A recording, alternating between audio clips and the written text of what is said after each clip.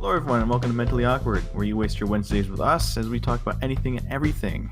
I am your host of today. My name is Nick, and I am joined by my two good friends, Alex and Thomas. Say hello, boys. Hello. Hello. I'm Thomas. I'm Alex. There we go. That's all we needed. So, today is our first episode of this, and we have no clue what we're doing. And so I thought it would be fun if we did a bonding episode, where we kind of got to know each other, you know, the team bonding exercises you see. Oh, I do. I'm Yeah. sure you've done them, like whether it's the start of a new semester at school and they like the teacher does a class activity, or it's orientation week, or your new job, something like that. And so I was doing some searching and I was like, okay, what kind of thing could we do that doesn't have a visual component? And all of them were lame. As they usually are. Like, I got stuff where it was, you know, the 21 questions, 2 truths and a lie, like that kind of thing.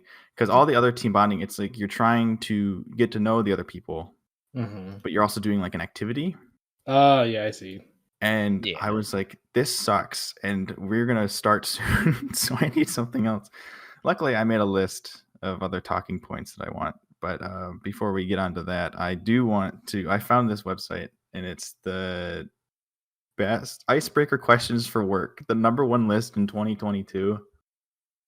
And this was made in December, so even before the year started. So Got to make sure we're not using outdated questions. No, I was like, this is perfect. And so I was like, let's pick a few of these and just see what you idiots come up with. So the first question on here, we'll just start with it. Do you fold your pizza? That's a no. I don't. I think it's weird. Because, you know, I what if would there's... be disowned for that. Damn. Because like the functionality of folding a pizza is what, to eat it faster? It's, I don't actually know. Maybe it's to hold it better so it doesn't like flop everywhere, which I think it's maybe I the should. one-handed. Okay, no, so if it's about holding the pizza, right? Yeah. You have the crust, you have the end crust. That's where usually people hold it. Do you do like the thumb thing where you grab the crust and you support the pizza with your thumb, especially if it's like a floppy slice? How do you hold your pizza?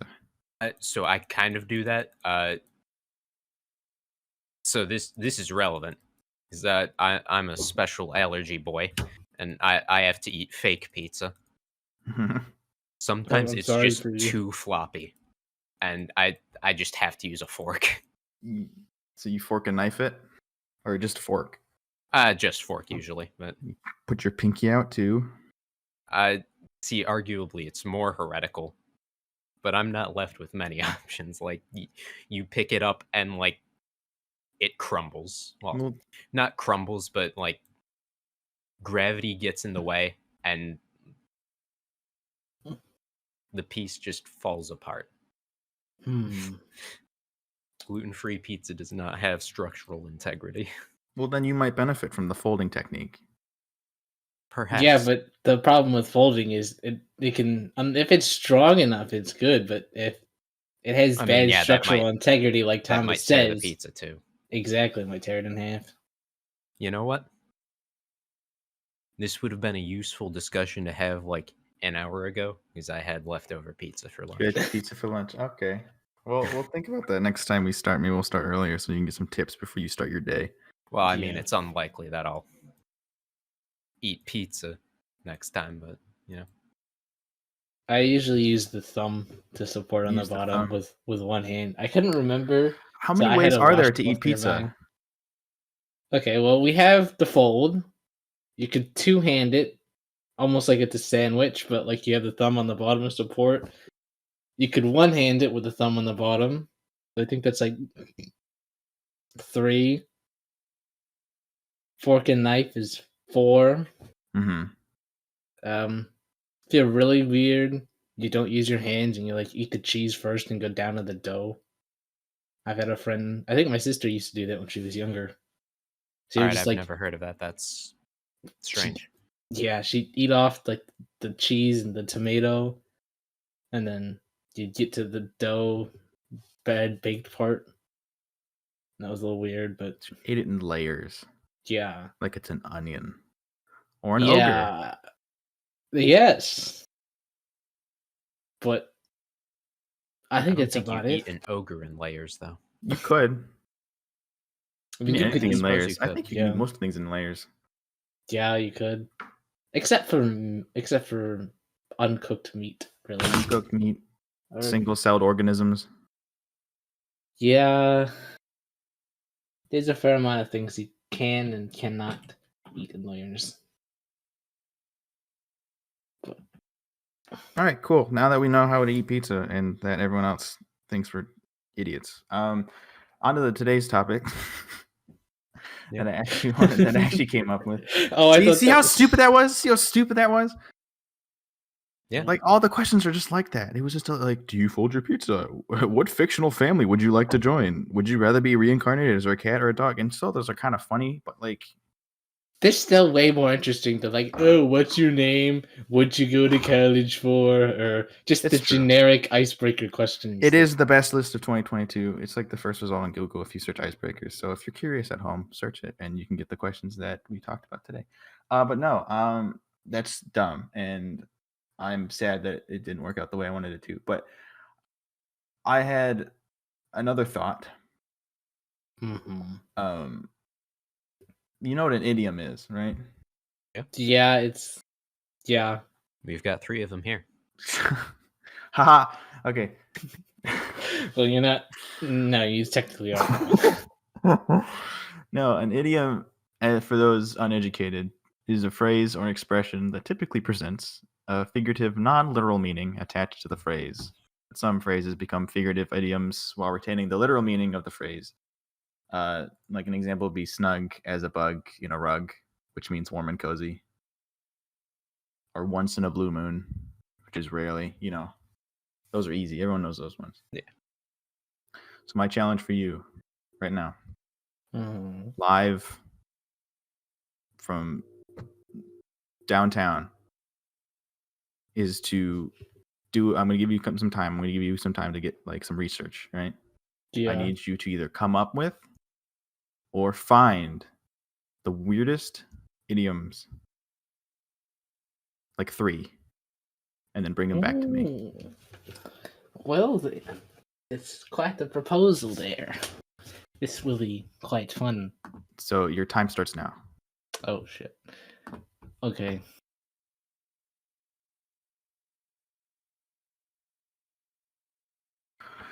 So I've given you your time. You found your idioms. Pick one right now, and just each of you just say it. Not at the same time, of course. Thomas, you could go first.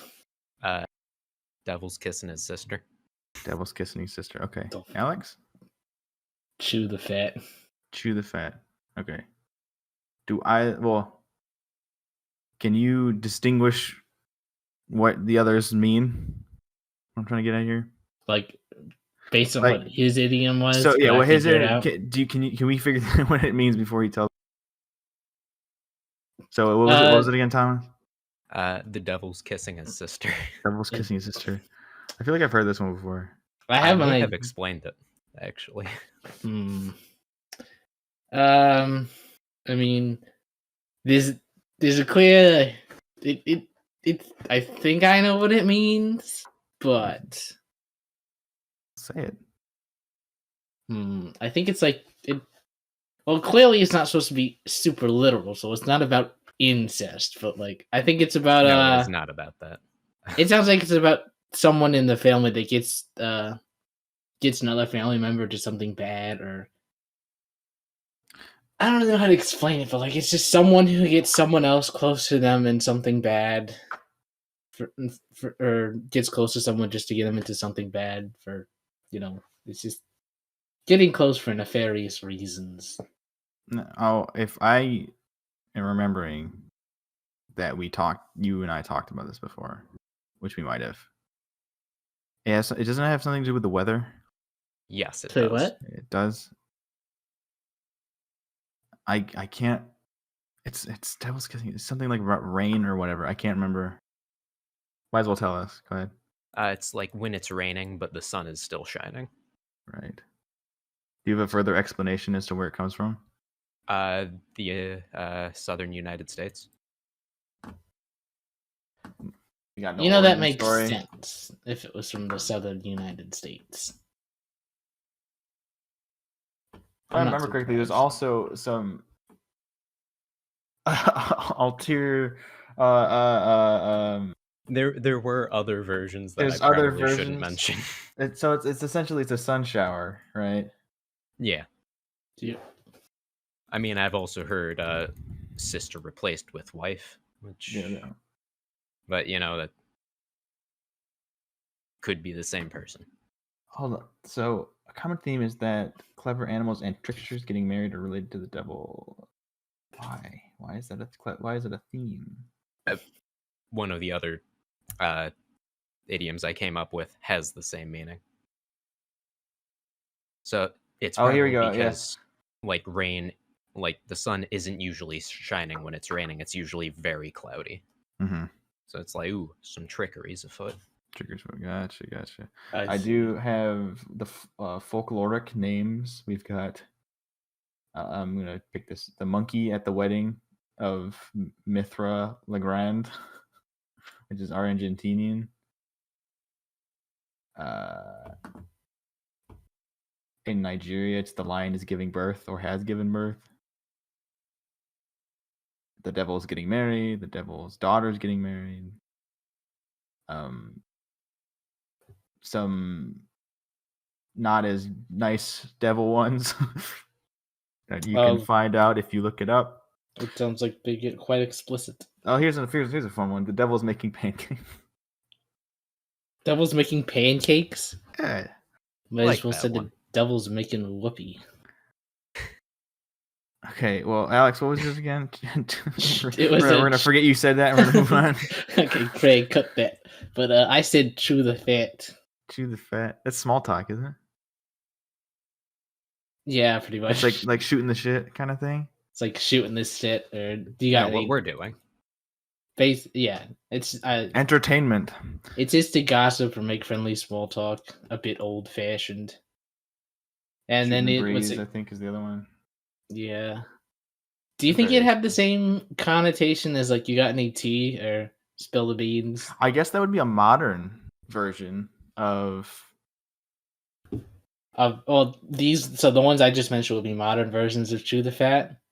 Yeah. But I feel like chew the fat is usually chew the fat feels more casual, laid back. Like I know, like if I know when my sister asked me, "You got any tea?" It's like, "Oh, you got anything juicy or interesting?" Which I guess would be the same thing as making small talk. Yeah, I've heard that one too.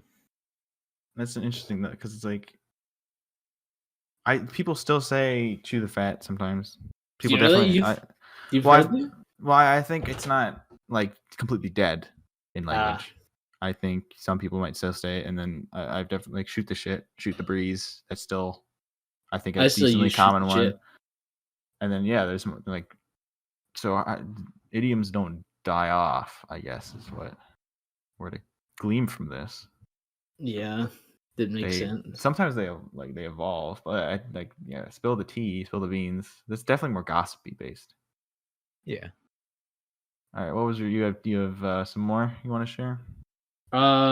Sure. It originated. Well, they've got like multiple theories, but essentially, you've got like dudes that were talking over a meal. Like they think it was what's it called? They think it comes after the fact that people would normally cut the fat out of their meat before they eat it, and then they'd eat the fat later. So that's like once you've talking over business and you're at the fat, that's usually where you talk about getting to small talk or more personal talk. So that's where they think chew the fat comes from. Interesting. It's interesting. Do you like eating the fat off of meat? I do, but I don't like eating. I don't like to cut it away and then eat it separately. Because then it's too savory. I like to cut a part of the fat off with part of the meat. That way, there's some umami and protein to balance the savoriness of the fat. Yeah, I can't. Alex gets it. Like Alex. sometimes if the fat's like super rubbery, then no. But Yeah. otherwise, yeah.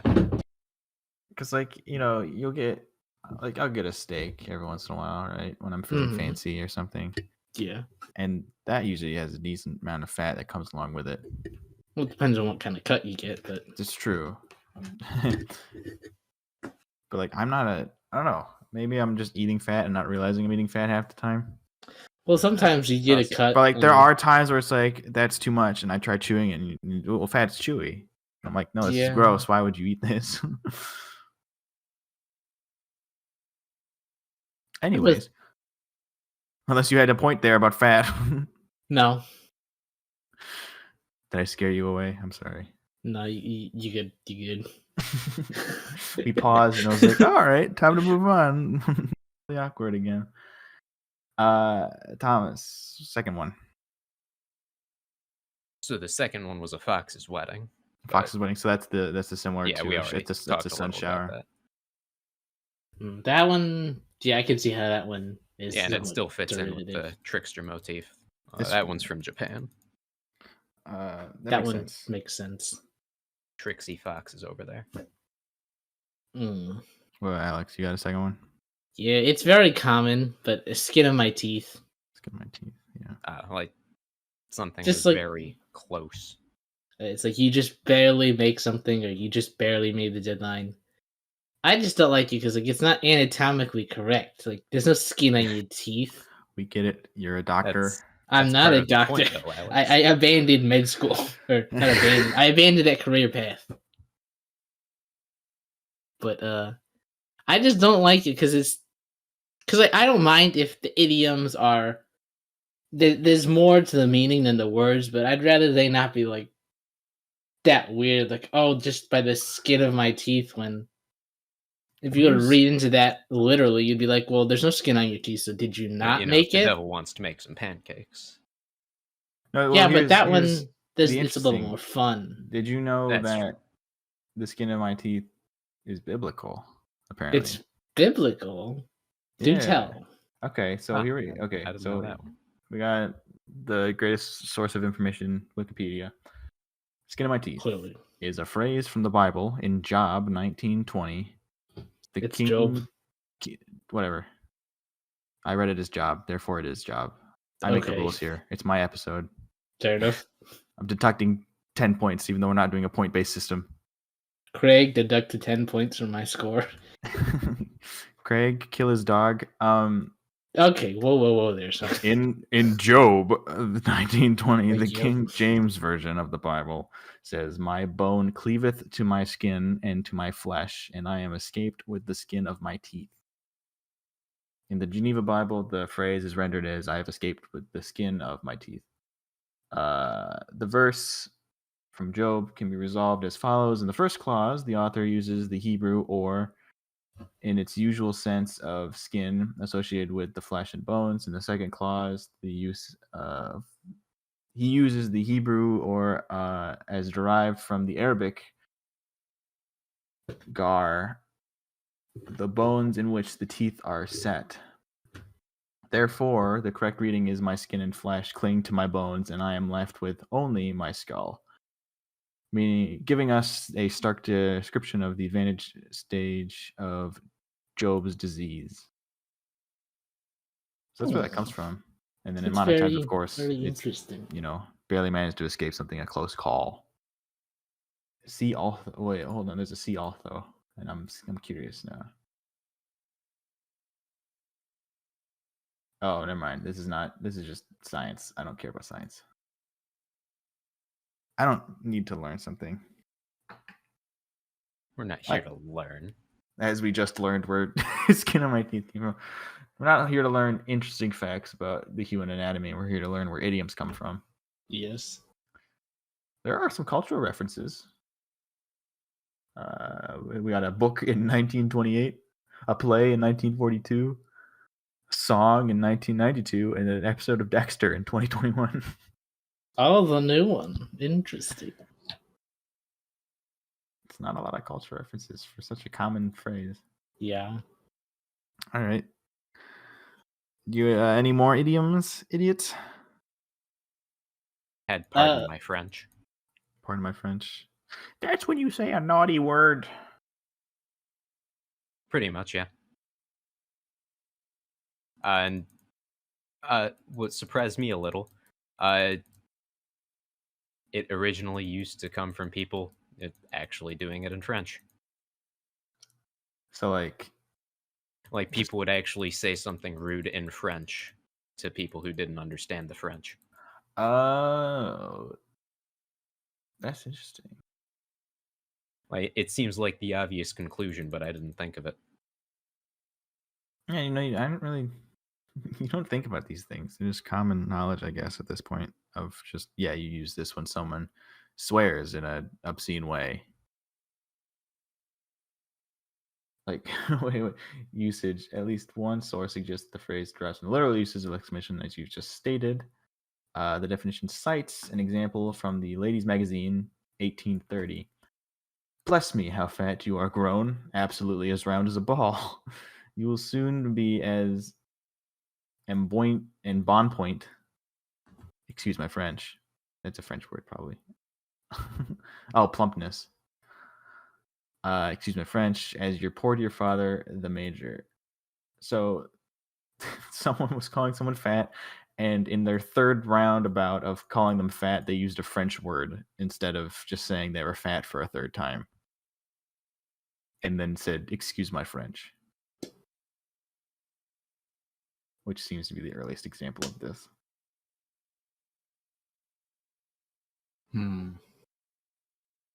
Yeah, I haven't. Bring back swearing in other languages, making fun of people in other languages. That would be fun if only I knew more than one language. God, you monolingual. Are you not monolingual? I know enough. Enough what? Enough. Give me your next idiom. Oh, it's the pot calling the kettle black. I was just reading about this one while I was waiting for you guys to find stuff. It was 'Cause- the article. I didn't read it. It was just the article was called "Is it kosher to say is the pot called the pot calling the Kosher. kettle black?" Interesting, but like I've never really understood why it's like that. I just can tell from context like what it's supposed to mean. Like, oh, you're being a hypocrite. There, that's quite hypocritical of you. But Because both the pot and the kettle are black. yeah. But what so from the little blurb I found, there's two theories about why where it came from. So the first is that what's it called? Cast iron pots and kettles would turn black when hung over fire. Mm-hmm. So the pot would be accusing the kettle of a fault it shares. Because it's like, oh, you turned black, but then it's like, yeah, but you did too. Which I guess kind of makes sense. But whatever. And then the second one is what's it called? Because cast iron pots are usually you usually boil them right over fire, whilst the kettle it's just you place it on like coals or a boiler plate or something. So it usually doesn't turn black. Meanwhile, you have the pot over the fire. So the pot turns black, the kettle stays shiny clean. So when the pot looks at the kettle, it sees its reflection and it's all black, but it mistakes the reflection for the kettle, and it's like, "Ha, you're black." When in reality, it's the one that's black. It's just looking at the reflection in the kettle. That is an interesting interpretation. So both of Yeah. these humanize the pot and kettle in some way of giving them a personality and the ability to speak. It's like a cartoon. Yeah, it's or like a kid's story or something. It's quite animated. Apparently not. It's in a poem. A poem. St. Nicholas Magazine in 1876. Oh ho, said the pot to the kettle. You are dirty and ugly and black. Sure, no one would think that you were metal, except when you're given a crack. Not so, not so, kettle said to the pot. 'Tis your own dirty image you see, for I am so clean, without blemish or blot. That blackness is mirrored in me. So yeah, it's the mirror thing of the reflectiveness. And it's the pot looking at himself. and trying to make fun of the kettle. So that's where that came from. What? Interesting. How old is that poem? Well, this one, it said the magazine was in it and it says it's 1876. Oh, it's quite older than I However, thought. there's apparently the earliest appearance of this idiom is in a man named Thomas Shelton's 1620s translation of the Spanish novel Don Quixote. Oh, so the Spanish may have used it before we had. Mm-hmm. Interesting. Said the pan to the pot, get out of their black eyes. It is identified as a proverb in the text, functioning as a retort to a person who criticizes another the same defect. Yeah, so it's always been used as a way of saying like you're being hypocritical. Shut up. It's old. Yeah. Do you have any idioms you would like to share? No, that's why I hired you monkeys to do it for me. I'm like Understandable. I'm the wicked witch of the The East? The West or wait, Which one does not get crushed underneath the house? The West is the one that gets crushed into the house, I think. Okay, I am she, and you are my flying monkeys here to do my bidding. Yeah, that's All the right. Wicked Witch of the West. That's how this is gonna go. I tell you what to do, you do it. You come back to me with results. We read the results. We have a good time talking and maybe learning something together as a family. Yeah. And then I send you out again to do some more stupid things. And then maybe if I'm feeling up to it, I give you a good boy point or like a cookie.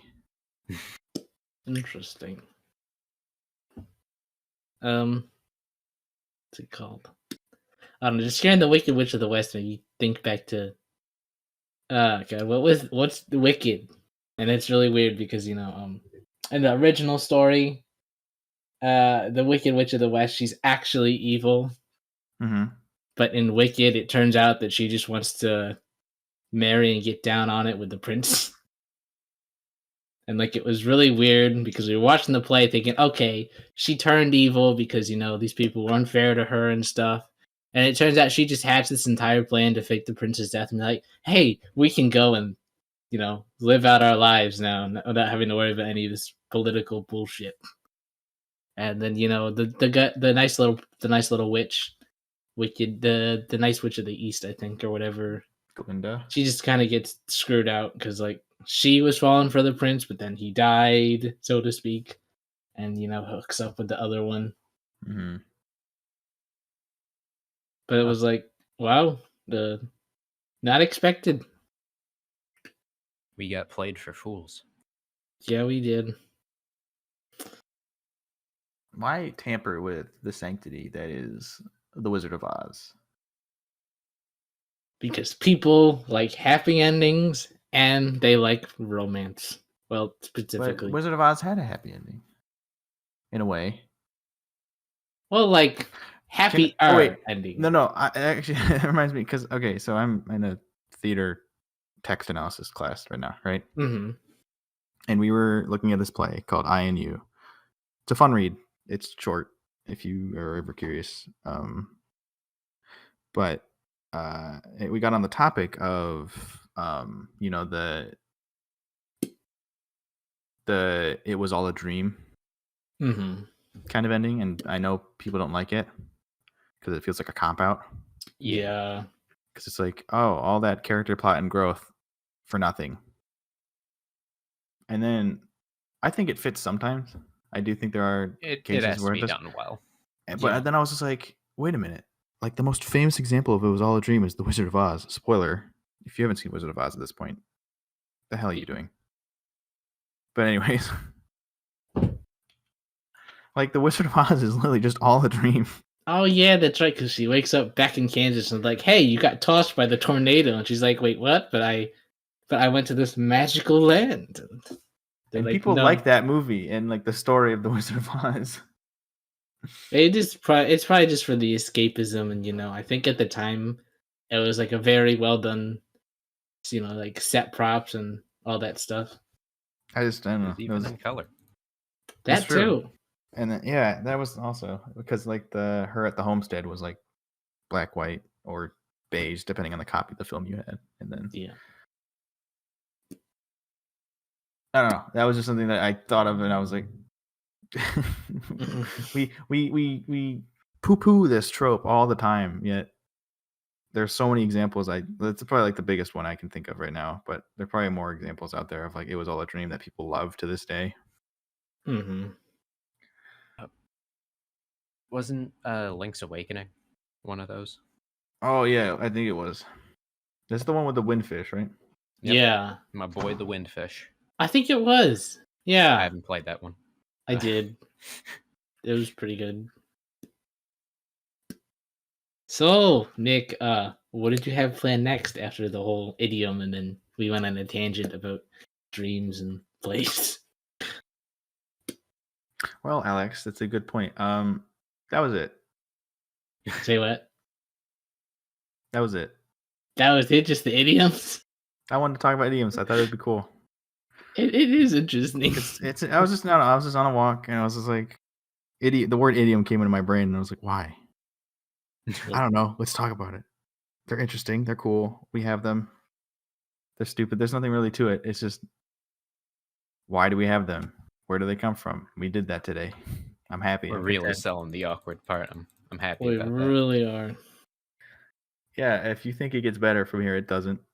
No. It might be more. It might be more structured than this, but it's not going to be. If you think it gets better from here, that's on you. That's on No, you. It's This is the baseline of norm. And we then are it's not entertaining. We are not smart. This is all stupid. Thanks for listening.